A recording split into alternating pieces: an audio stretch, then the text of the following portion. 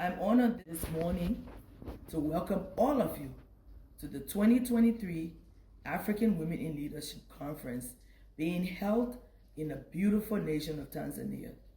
Our sincere gratitude goes to the President and the government of the Republic of Tanzania, and to all of you who've come from across the world to sit at the table and deliberate about a still important issue. This issue is in the theme for our 2023 conference, which is promoting gender equality for socio-economic development across Africa. Sadly, after many years of working on increasing gender equality across our continent, this theme is still necessary because there are many different ratios that show that gender equality is still very high and continues to contribute to the stagnation of the socio-economic progress of our continent and to the lives of women across the continent. Women and girls represent half of the world's population and also half of its potential, half of its vision, and half of its energy. Sadly, we continue to be underrepresented at all levels of leadership, especially where it counts. Across the globe, the situation is the same, but especially on our continent, women and girls perform a disproportionate share of unpaid domestic work, which puts a restraint on their productive capacities. Thankfully today, gender equality is now considered a fundamental human right and an integral part of regional integration, economic growth, and social development.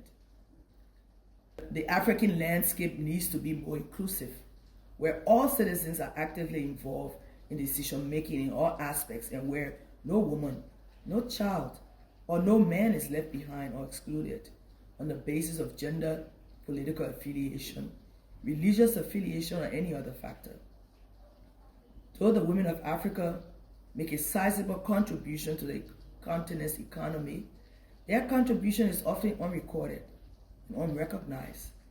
As a result of this, the growth of these businesses continue to be very low and without the necessary support which makes them sustainable. Thankfully, nations that recognize the contribution of women and girls and promote equal rights tend to experience high growth rates in all sectors than those entrenched in inequality and gender stereotypes. As you gather to deliberate, I am pleased to bring to your attention excerpts from various recent gender reports which find that economic and social discrimination against women is costing Africa more than $100 billion a year. On the basis of these numbers, on the one hand, investing in gender equality and women's empowerment is good economics and a developmental imperative, because when gender inequality is addressed and overcome, it enhances not only socio-economic opportunities for women, but also the great growth opportunities and sustainability of our families. But on the other hand, if gender inequality continues to be a part of our socio-economic fabric, Africa will continue to pay a very high price. Some estimate that the economic losses due to gender equality in the labor market cost the region more than $100 billion a year. It is my hope that these numbers will scare you enough so that all of us can reactivate our work, and that this deliberation will help us to actually put in place more stringent strategies to achieve gender equality in Africa, some of which are promoting women's reproductive rights, banning early marriage, promoting increased political participation and representation in political offices, and ensuring women have ownership of assets and management of resources that they need to grow, closing the income gap, removing sexual and gender-based violence, and putting in place some quotas that will help increase political representation across our continent. The African continent continues to struggle with being backwards in many sectors, only because our gender equality numbers continue to be low.